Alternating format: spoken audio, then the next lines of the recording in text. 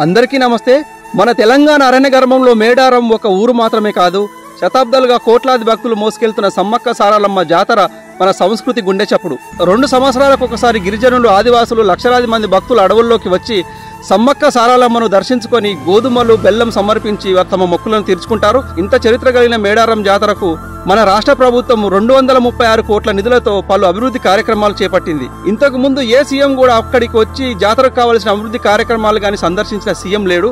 అయితే మన సీఎం రేవంత్ రెడ్డి గారు స్వయంగా అక్కడికి వెళ్లి భక్తులకు కావాల్సిన ఏర్పాట్లు చూడాలని చెప్పేసి అధికారులను ఆదేశించబోతున్నారు. అంతేకాకుండా గిరిజనుల, ఆదివాసుల సాంప్రదాయాలు ఉట్టిపడేలా స్వాగత తోరణాలు ఉండాలని జంపన్న వాగు, సోలార్, గ్రామాల శుభ్రత మరియు వివిధ కార్యక్రమాలు చేపట్టి ఇక్కడి భక్తులకు ఎలాంటి ఇబ్బందులు కలగకుండా సీఎం రేవంత్ రెడ్డి గారే స్వయంగా అధికారులను ఆదేశించబోతున్నారు. మేడారం జాతర ప్రపంచానికి చూపించే విధంగా కన్నుల పండుగ జరుపుకోవాలని మన సీఎం రేవంత్ రెడ్డి గారు ఇక్కడ అభివృద్ధి కార్యక్రమాలు స్వయంగా పరిశీలిస్తున్నారు.